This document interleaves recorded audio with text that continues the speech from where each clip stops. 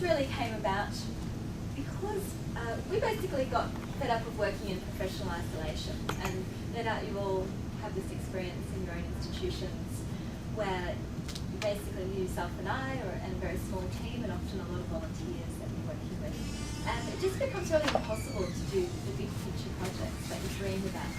So this was, we saw an opportunity to work together. Most galleries seem to have hotlines between each other's offices. What do you think of this? How does this work? And so this exhibition developed out of one of those conversations. Redcliffe Gallery is, if anyone isn't familiar with the space, is a small community-based gallery now in Moreton Bay Regional Council. And Logan Art Gallery is not so dissimilar. We're also a small regional gallery in Logan. Really have very small number of paid staff and a large number of volunteers at both institutions.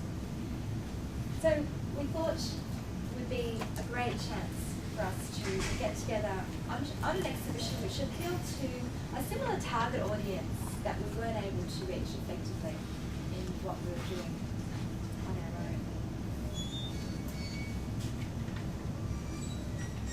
One of the key elements of working on Blast together was that we acknowledged we wanted to bring significant contemporary artists to both our regions, but couldn't really afford to transport all the works up to the galleries individually. So this opportunity arose, and Tim's going to tell a little bit about how the actual idea came about first. So I'll hand over to Tim. Thanks. It's interesting what your audience tell you, and this exhibition came out of a teacher was walking through, an art teacher was walking through the gallery, and I was showing him an exhibition, and he said, if one of my students does another bloody manga cartoon, I'm going to scream. And I thought, well, that's the exhibition I've got to do if I want to get young people into the gallery. So then the conversation started to, with a net, we started to bounce ideas around, and with that in mind, it's interesting where you start an exhibition off and then where it ends up, because I wanted to borrow works, manga works from Japan, and if anyone's had any dealings with the Japanese, they're very polite. So I'd send off these, I want to borrow these Astro Boy manga things. Yes, no problem. Come back a response in 6 months later. Yes, no problem. And basically they were saying yes, but I just couldn't get them. And actually it turned out, and that was going to Japan, and even with that, we couldn't get them. So then we started to rethink the exhibition again and reassess. And it was interesting to me how many artists in Australia had this influence starting to come through Japanese, especially young artists anyway. So we wanted to get young people into the gallery, and we both got a young demographic that very rarely come into the gallery. So when I say young, it's youth, so it's 17 to 25 was our target audience. And so we started to develop the exhibition from there.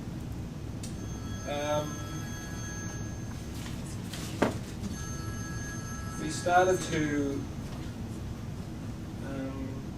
identify key artists, and by that, so Patricia Piccinini, I mean, do some of you people know these artists, so put your hand up if you don't, or put them up if you do.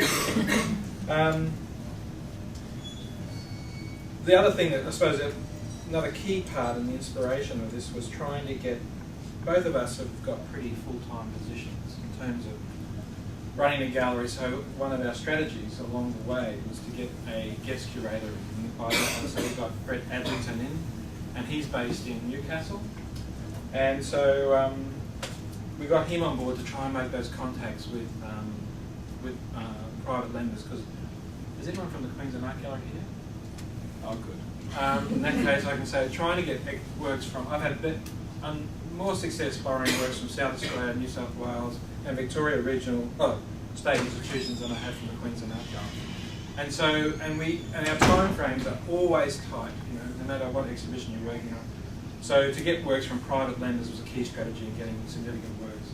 And with Brett on board, he identified key collectors, and we managed to get works. So that was a fantastic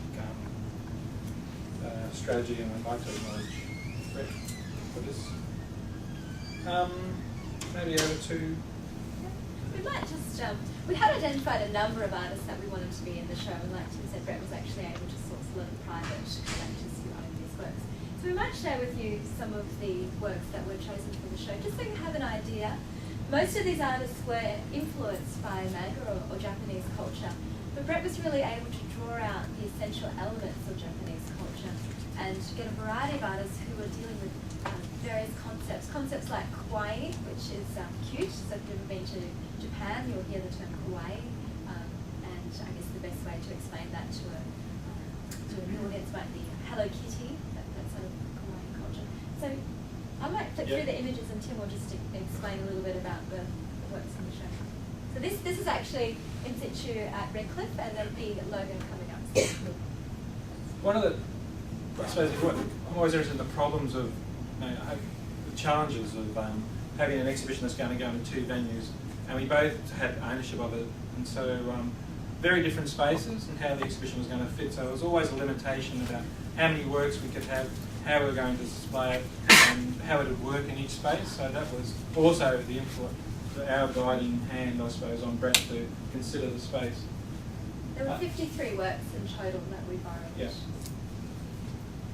Probably one of the key works, and that was why we put it up there, was that Tim Johnson piece you can see there. And he was very much influenced by Japanese culture and his work. This is Michael Sleep. Matthew Sleep, sorry. So he walked into the space. The other key work, and we used it on the room brochure, was Boohoo. Big Boohoo by Michael Julian. Yeah, and one of the things too about working together is this publication for us. This is a major undertaking, so working together we could meet those costs, and so we could print something up that could have a bit of intellectual rigour for us, which is great. Hazel Dooney, great work by Hazel Dooney. Tamagotchi. That's very called Tamagotchi, so a giant Tamagotchi. If you don't know what a Tamagotchi is, ask someone who's about 6. Yeah.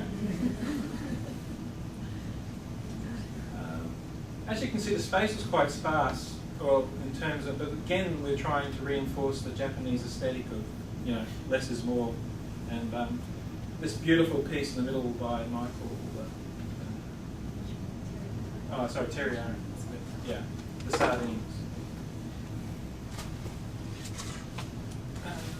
We had a video playing in the space. The other thing, of course, for those who haven't worked in the regions, trying to educate the council into contemporary art practice is one of the ongoing challenges you face. So this exhibition was designed to do that as well. And at the time, I was heavily lobbying my councillors or my superiors for digital technology to show them that we need to buy equipment basically. And I've got 5 new plasma screens sitting up the back because of this exhibition. So we both had the same issues of having old technology in a show that really was, engaging technology. Yeah. Alistair. There was a lot of photographs. Again, if you want the key role in this exhibition too is educating our audience in photography. A lot of my volunteers, we have 60 volunteers. And when I first started working there, they said, well, photographs aren't art. And that's where they start from. So again, with this exhibition, we tried to show them that photography is a legitimate art form, and they came on that journey with us. And our councillors as well, they got to see these works as well. There's people breaking into the gallery. The kids really loved this piece, and particularly because they could relate to the work. And it was perfect height for little people to get into. And this really challenged our audience, our traditional audience as well. But the best thing about this show, one of the best things is, let's say our traditional audience, they didn't walk in the door and turn out. They actually were prepared to engage with the rationale of the exhibition. And the works were that engaging that they were happy to go on that journey. And young people, of course, they just kept on coming back to this exhibition. It was fantastic to see. There's one shot of a key piece in the show, I could just, oh, you can just see it up in that corner. It was a Patricia Piccinini piece, one of her motorcycles. We were very fortunate to get that piece. It was from a private collector. And it's right near the volunteers desk, of course, because we could, you know, the surface is so important to the artwork, and so it wasn't undercover, so it was being protected by our volunteers. So that was a key piece to have. And it was really interesting for our audience to see this artist, and they'd seen her in publications, and so you had this work in the gallery. People were really engaged with what this artist was about, so very successful.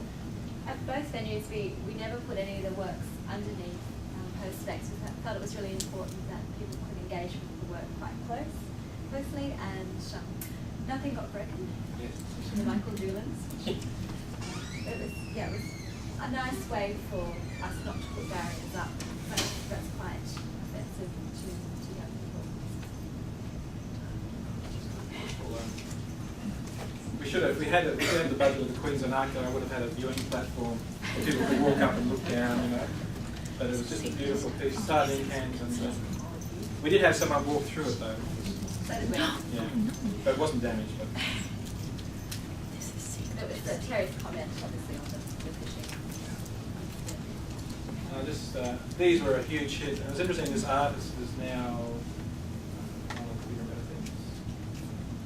things. We're very fortunate to get such high caliber works because we were borrowing from private collectors. Yeah. They came from Townsville, actually, in a pack and scene box. I can tell you, I was sweating when it arrived and I unwrapped it.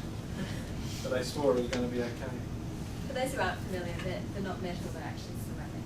That's why we'll hold our breaths.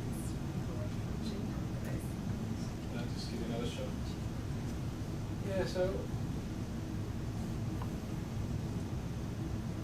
hopefully you get a sense that it's had this real vibrancy and really challenged maybe traditional audience about what was happening at Terry installed.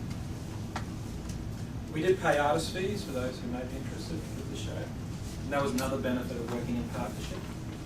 We could do that. So. The other sorts of things, so we're just going to change over to a new presentation on the screen.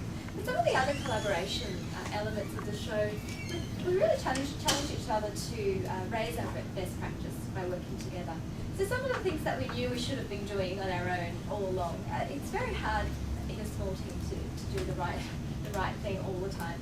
So things like we would put together Excel spreadsheets and then share that between the two of us so that the database side of putting a show together wasn't so onerous on one particular gallery.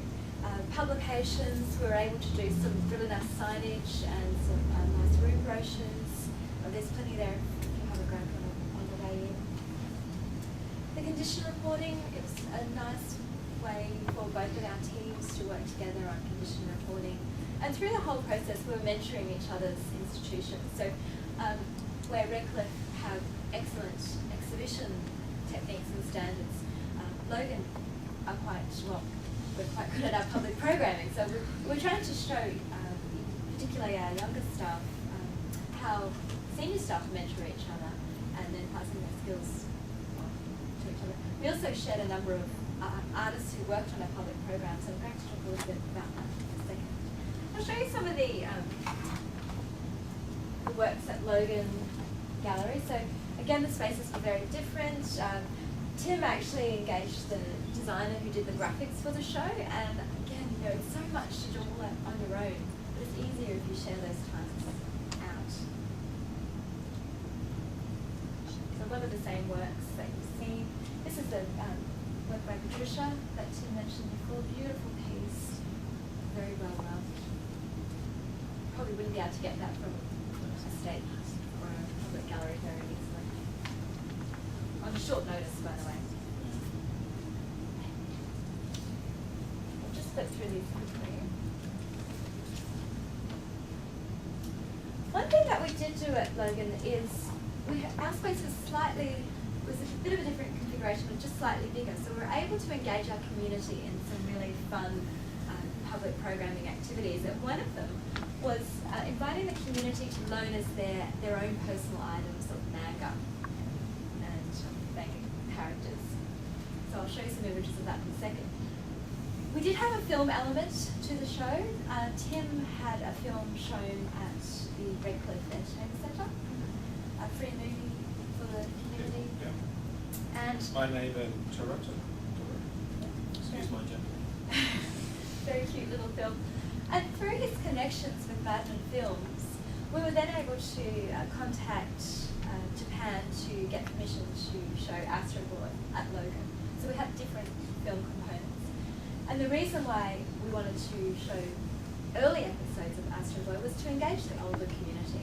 There was two areas of Astro Boy from the 60s and then from the 80s. So we're able to engage our older audiences who remember Astro Boy and get them into the gallery that way. And now I have a very large collection of Astro Boy. Okay, so these were some of the fun community engagement activities we did. We had everyone in the community who, absolutely mad crazy about manga suddenly came in for the first time, and we did a big press release. Items just came in. We had, I think, 138 different individual characters on display in several different cabinets. Posters, t-shirts, manga costumes. You didn't even know they were manga costumes. I do now. We also had a local artist who was inspired by our show.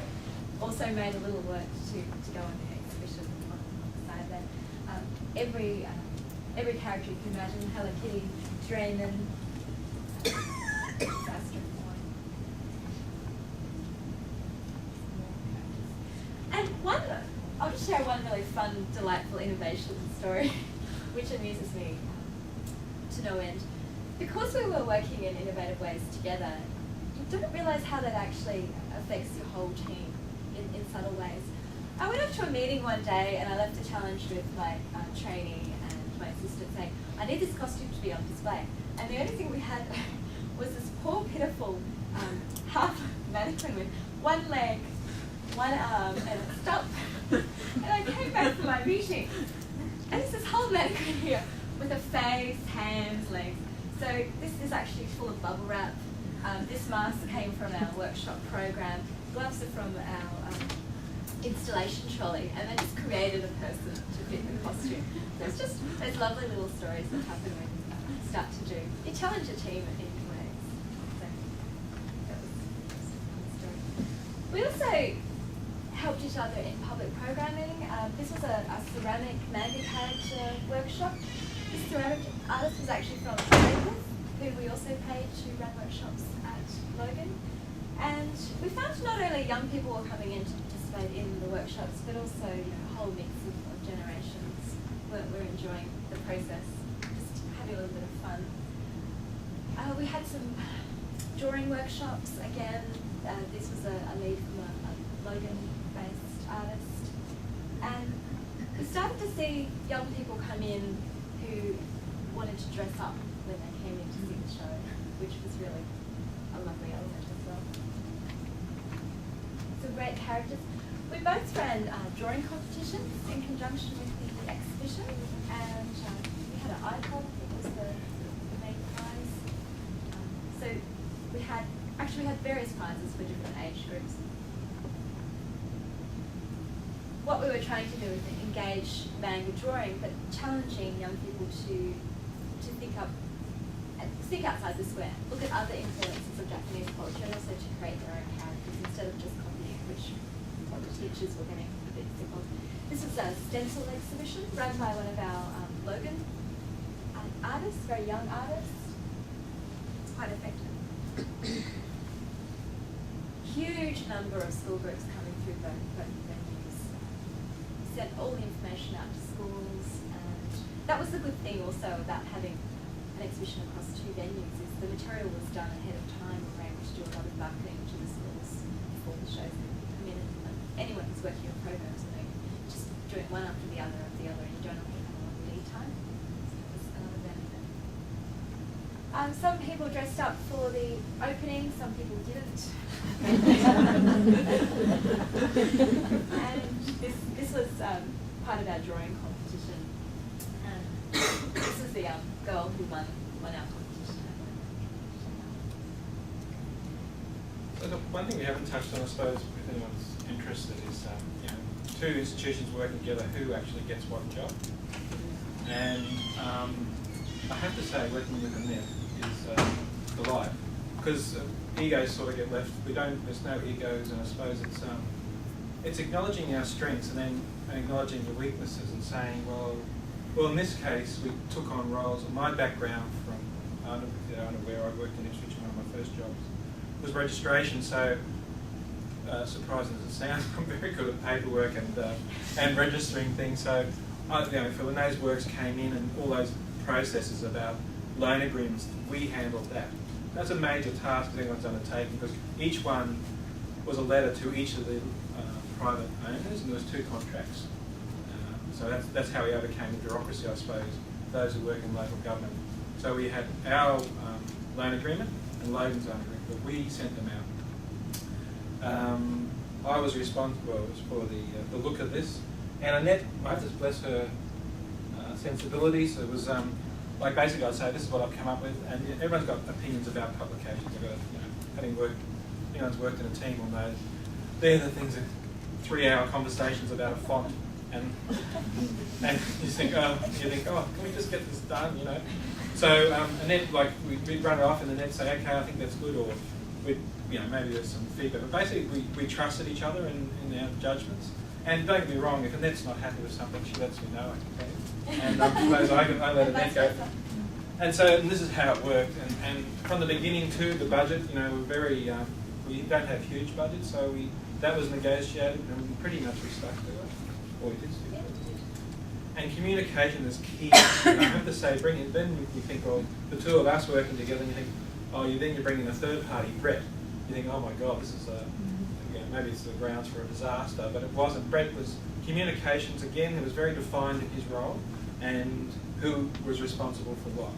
And so again, that was clear, and the communications are open. Having worked in a team in Ipswich, for example, the only way they really work well is when there's, you can tell the person off in a constructive way, but there's an honesty, and so this creative team does work well together as long as you respect each other. And so Brett had the same philosophy. He worked for those who aren't aware, where he used to work at Gold Coast, and they did fantastic exhibitions there with a small team. So again, that trust was very important in the business standard. Absolutely. And Brett, one of Brett's qualities was he was able to bring out all the elements of Japanese culture which exist in our society, and that was a nice way of engaging right across, people right across the community. So things like technology, all the technology which is in our everyday life, and themes of that came through the show, food, all sorts of other things. And he had such a beautiful insight, and we all worked quite well together on the curation. The other thing I'd like to add is sometimes you dream projects, they're really big goals and they're quite daunting on your own. But we felt this was a way, the process was really easy, it was really fluid, and just a way of seeing through our dreams, I guess, of getting things to happen. And this is just the start of our journeys together. We've actually gone on to do 2 more exhibitions past last. A major show of Brian Tucker's collection, which we both hosted this year, and we worked with Brisbane University and 2 student curators on that exhibition. That was a mammoth project, but it was incredibly rewarding. Because we had worked together before, we were able to just run that project fairly easily. And there were new players in that as well. And now we're working on a big design show called Mod Spot, and we're working with Tan's Regional Gallery. So there's 3 parties in that show, and we're touring that to each other next year in 2009. So we really feel sometimes the touring shows that are offered to us aren't the shows that our audiences want. And this is a way that we can actually bring to our audiences what they want and what they keep asking for.